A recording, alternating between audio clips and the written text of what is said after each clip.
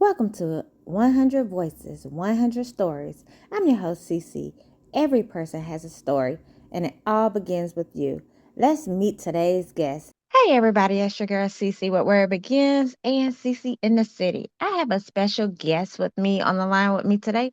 I'm going to let her introduce herself and who she is and what she does. Hi, I'm Karen Stintz, and I am the author of an upcoming book called Beyond Good Enough, The Crisis of Urban Complacency. And it's a book about Toronto, actually, and how Toronto missed some opportunities to become what I think it could be. And the book explores ways that Toronto can really be bold and intentional and ambitious about the future of the city. Okay. And before we get into the book, can you tell us a little bit about yourself and how you got to where you are today? Yeah, thank you. I was for 11 years. I was a city councillor for the City of Toronto, and during that time, I was also chair of the Toronto Transit Commission. In 2014, I ran for mayor, but I didn't. I wasn't getting the traction that I needed, so I took my name off the ballot, and I ended up working for the next 11 years in a not-for-profit space, working at Variety Village and Variety the Children's Charity. And that's a not-for-profit and charity organization dedicated to kids with disabilities and helping make sure that they have recreational opportunities to play. Okay, that's awesome. Awesome. And you Yeah. have two books, right? You have one, the book that we're going to talk about, Beyond Good Enough. Yep. Beyond good enough. Okay. So let's talk about this book and the motivation behind this book. Well, the motivation behind this book was I actually ran for a the last federal election in 2025, and I wasn't successful. And so I had some time on my hands to figure out what I was going to do and how I was going to reinvent myself. And during that time, actually, a gentleman, Neil Seaman, reached out to me, and he works at the publishing company, and he asked me if I would be interested in writing a book about Toronto because he felt that there should be we should tell the story about the city. And so I was really intrigued because throughout my career, I've been trying to make a difference and I've been trying to build community and, just trying to do my part to make things a little bit better. And I wasn't successful in my mayoral bid or in my bid to become a federal MP. So I seized this opportunity as a way to continue to contribute and tell the story about the city and what I thought the possibilities were.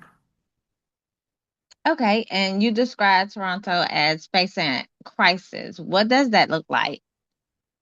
Uh, I wouldn't say we're in a crisis. I would say that we're in, potentially in a decline, in a slow decline. And we've had some structural issues with governance. We've had some cultural issues around how the city views itself. We've had some incredible successes, and they've come from civic leaders. And so I talk about those successes and what they mean and why, how we could have more of those. And so over the last 30 years, talk about how the city amalgamated, and we went from six municipalities into one megacity. And the intention of that amalgamation was really to make Toronto the leading city in Canada, the economic powerhouse, the cultural center, the the place where innovation happened, where jobs were created, where businesses were built, and we just there was so much excitement about that possibility about what Toronto could be. And over the last 30 years, as I say, we haven't seized that opportunity. We haven't really been intentional about the kind of city that we've wanted to be. So, now we find ourselves, living in a bit of nostalgia about the safe city we once were. And now we find ourselves at a place where, you know, the promise that we made to people when they came to Toronto about living in a safe neighborhood and having their kids go to good schools and being able to have a job and afford to buy a house and, carve out a future in a great community. That dream isn't being realized by many people who live here. And so the question is, what are we going to do about it? And I explore some ways that we can, be intentional again about building the city and turning it into what it could be instead of what it is. Okay, okay. I would love to read that book and see what all it talks about because I'm a bookworm, so I'm definitely going to want to Uh, check it out. Yes. But when I think about the title, because it's so powerful, what does Beyond Good Enough mean to you personally? I chose that title because Toronto, for a lot of its history, it's really been about, being a city that's good enough. It was a bit of a mediocre culture, which wasn't bad. It was, a city that didn't really have grand ambitions other than to be a safe, clean, affordable city. And for most of our history, I would say, well, prior to the amalgamation, we were called, New York run by the Swiss because things in Toronto just worked. Our civic services worked, our parks were clean, our roads were cleared, the garbage was picked up, all the basic city essentials really performed very well. And it was because the city was really focused on those core municipal services that really impact people's lives. And we, didn't have grand ambitions to be, New York. We weren't, as they say, a fashion powerhouse or an arts and cultural center or even a really, we didn't really even have beyond the banks and the insurance companies any head offices here. And so it was okay because people were happy and they were able to make their home here.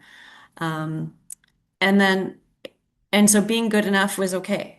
And I think that that culturally is part of what the city's DNA is to believe that it's okay to be just good enough.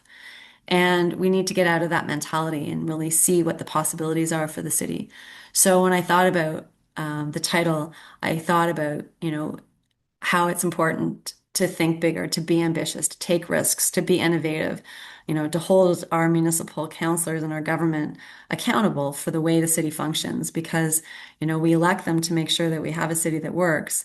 And, right now, if you ask the majority of Torontonians, they would say that the city doesn't work as well as they think it could, which I think is telling. So my goal in writing this book was to have it be out into the domain for the next municipal election so that we could start conversations that I hope lead us um, you know, to where I think the city can go in terms of, being a place where we're creating jobs and being creative and building sectors that we don't currently invest in and, reclaiming our streets and being a safe city and, being intentional about, um, building economic prosperity and even how our schools operate and how our transit runs, like all those things need to be addressed in a really intentional way. And so that's my hope around this book.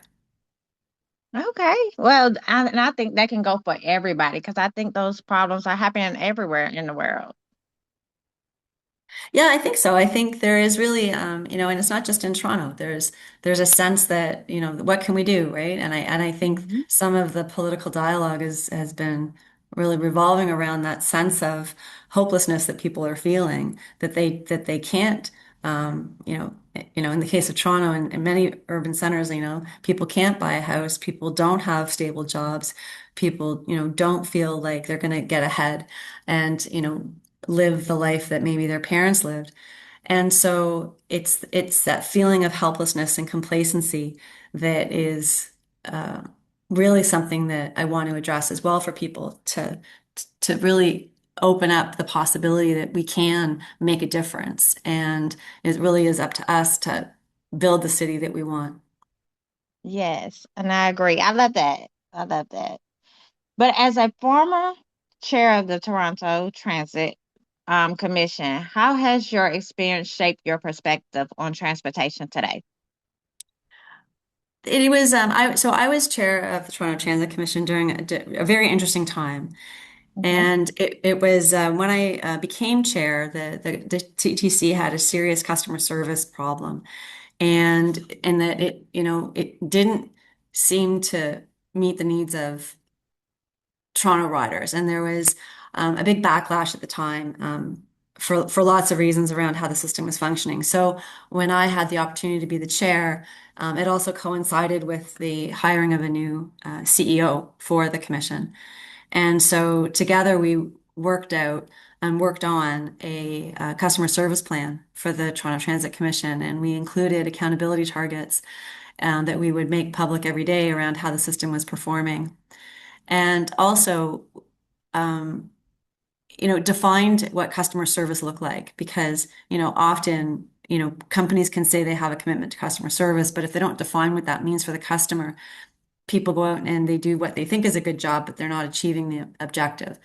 And so we really took time to define what does customer service mean, and it meant communicating with the public. So when um, the subway was down and stuck in a tunnel, and the speakers don't work, and nobody understands what the delay is or how long it's going to be. It really creates a negative experience of that transit ride. Mhm. So we really worked on, communicating with the public, making information available about when the next bus was coming or when the next streetcar would arrive. We implemented, easier ways to pay for transit fares and that so people could ride multiple transit systems with one payment method.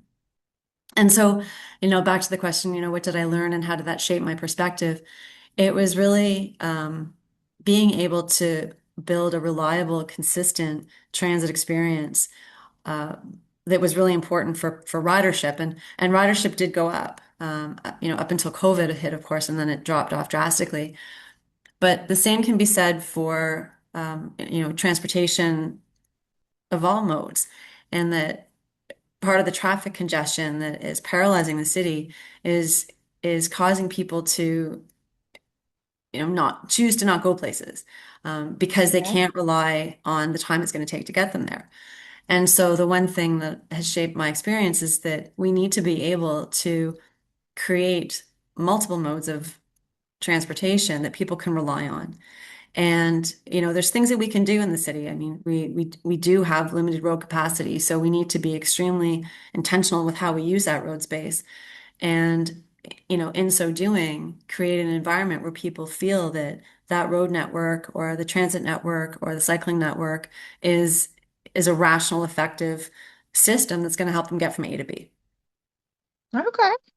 And I agree. We do need, well, I think the transportation has been picking up when it comes to, well, here, we have MARTA, we have the train, we have the buses, we Mhm. have, Uber, so it's kind of like now everybody can use their cars, but it's different there than it Yeah, is it is here. different. It is different in Toronto because we have, we have a transit system. It's the third largest in North America. So it is, I mean, we move a lot of people every day. But our road network is really constrained by some of the decisions that have been made at the city. Even where, parking is allowed to happen and how crosswalks function, how we let road construction continue but not be coordinated. And so it seems like in Toronto, every north-south street is blocked at the same time. And then once the north-south streets clear up, then it's the east-west streets that are blocked. So it is really frustrating driving in Toronto. And, we hear that from people who come to visit. They're like, I don't even know how you guys get around because it's so congested all the time. And so that's something that we do need to address. Oh, well, I've never been there. Oh, well, it is fun. It is fun. Come in the summertime. I would recommend they come in the summertime, not in the winter. Okay, okay. So what are the positive points that you can stand out since I've never been there? If I was, since I'm someone that, let's just say I come there, what would you recommend to me? Well, I would definitely, as I say, come in the summertime because it was a pretty vibrant street scene, and there's lots of festivals that take place over the summer. I would say Toronto has really evolved into quite an interesting food city where there's lots of foodies. We have great chefs, we have great cuisine, we have lots of variety. Culturally, we're a very diverse city. So you can come and experience, cuisine from India, from Thailand, from Jamaica, from Italy, from Indonesia, and all of the cultural, and from Greece, we have a little Greek town. And I think that that is really a strength in our city. We do have the major sporting teams. We have basketball, we have baseball, we have hockey. Mhm. We hosted the World Cup here in Toronto. We had 6 games played here and got to see Canada play in Canada. So Awesome. that was exciting. And so we do have a lot of diversity. We have a pretty vibrant arts and culture scene now. and lots of entertainment, lots of diversity in the theater, great parks to go visit throughout the city, and we have more green space than New York or Chicago. So it Oh, really is a no. green city. So it's there's lots of really positive attributes about the city, and it's about harnessing all that's positive, but also not just avoiding talking about what needs to be addressed, so that we Right. are actually creating a place where people can live and they feel like they have a future here. Okay, I understand that. I understand. And you also have another book that's coming out in September, correct? Oh, no, yeah. So the book, Beyond Good Enough, it's right now it's being populated for Amazon, and then in September it will come out in print. Oh, okay. So are you doing a tour for this book? Yeah, I have a book launch and scheduled for September when all the dates get finalized. I'd love to do a tour. Okay. I don't know how far and wide the tour would be, given that the topic is about Toronto, but I do think that it does have um, some parallels to what's going on in other urban centers because, certainly in New York, LA, San Francisco, Vancouver, there's, many urban centers that are suffering from some of the same issues affecting Toronto, which is that, complacency and the belief that we can't make a difference, but we can. Yes. So what are some other things that you would change right now In and where Toronto, you live at? Mm-hmm. yeah, I in the book I talk about how I would, change how City Hall is governed. Because right Okay. now we don't really have a strong governance system at City Hall, and it creates accountability gaps. And so it means that um, it means that no one's held accountable. So if the snow doesn't get cleared, or the parks don't get tended to, or the pools don't open, there's really no one to hold to account and to answer, why is this not happening? And the other thing I would change for sure is this how we manage our school system, Mm. because we've had our kids, and it's well known and well documented that our kids just they're not going to school and they're not doing well, and the absentee rates are the highest they've ever been. And so the way that we fund and manage our schools, I think, needs to be changed so that the kids are graduating with a clearer sense of what the future job prospects are, and that we're skilling up our kids for a world that's rapidly changing, and making sure that they are ready to meet that challenge head on. Okay. And yes, I think that's what we need in today's world anyway. Not just there, but everywhere. I think that's Yeah. happening a lot in our world right now, especially with the kids.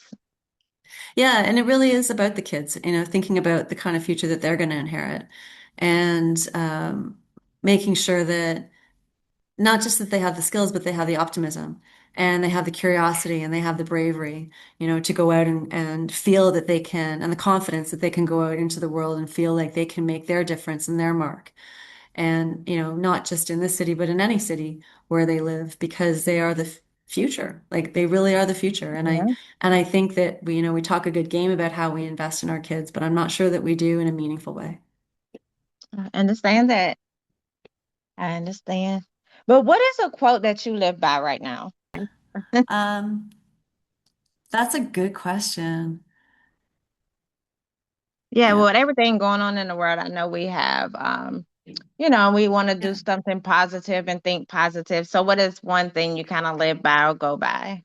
Yeah, I think it would really be the serenity prayer, accept the things you cannot change and the courage to change the things you can, and the wisdom to know the difference between the two. Oh, I love that. I love that. But on here, because I'm doing 100 voices and 100 stories, I want you to I ask everybody this. If you can finish this question. Your Okay. voice matters because, Yeah, and my you voice just finish matters it. because I'm telling an important story about a city I love and how we can make a difference together. Yes. Yes. Is there anything else you would like to tell the audience today? Anything about your book? Anything you would like us to know? Yeah, I think, one thing is when I was writing the book, I talked to a lot of people who had written books, or some people who had written books, and just, how to be motivated, how to stay focused, how to produce something that people are going to read. And I spoke to an interesting person who had authored a book, and he said, it really is all about community. And, in the book that I'm writing, it's about, engaging the community, empowering the community, making sure that the community feels that they have a voice. And, and also being able to challenge ourselves to see beyond what we have. And, again, back to beyond good enough, like we really need to build our communities in our city beyond just good enough, but to really be ambitious and creative and setting the stage for the future that we want. I love it. And this book is, we can pre-order it now, right? Because it's on Amazon and it It is, won't wait a I week. think next week it'll be on Amazon. So, by the third week of July, it will be on Amazon. Okay, all right. I definitely gotta go and support. But I Oh, well, do thank this, you. yes. But I do this with every interviewer. So what I do is I have the interviewer that I had before you to Mhm. ask a question. They don't know who you are or anything. So they ask a question for you to answer. And then once you answer your question, you just give me an answer to, I mean, a question to ask my next interviewer. Okay. Okay, so the question they asked was, what are your top memorable moments in your career? Oh, the memorable moments in my career, I think it would really be when I was chair of the Toronto Transit Commission and, working with my colleagues on council and this for the city to debate and approve a new transit plan, a new transit line for our city that ultimately did get approved. Okay, I love that. I love that. Well, is there anything else you would like to say before we get off this interview today? No, no, I really appreciate the interest and the time that you took to hear the stories, and I'm really grateful to be one of those 100. And thank you very much for this opportunity. Yes, and thanks also for interviewing with me today. I do appreciate it. And tell everybody where they can follow you. You already told us when we could get the book, but where Yeah. can they follow you? At Karen Stintz TO is my Instagram. I'm on LinkedIn and I have a website, karenstintz.ca. Okay. Well, I appreciate you interviewing with me today. Thanks so much. And Thank you. I definitely will be getting that book because I'm a bookworm. I read like 2 books a week. So I Wow, good definitely for will read you. it and leave a review for it. That's awesome. Thank you. Thank you so much, Cece. Okay. Thank Oh, and what question do you have to ask for the next interviewer? Oh, then a question I would ask is, what's your favorite thing to do on a Sunday afternoon? Oh, all right. So there you have it. Well, thanks Okay. some more. You enjoy your day. Thank you for joining us for another episode of 100 Voices, 100 Stories. If you enjoyed today's conversation, be sure to subscribe, leave a review, and share this episode with someone who needs to hear it. Remember, every person has a story, and it all begins with you. I'm Cece, and I'll see you next time.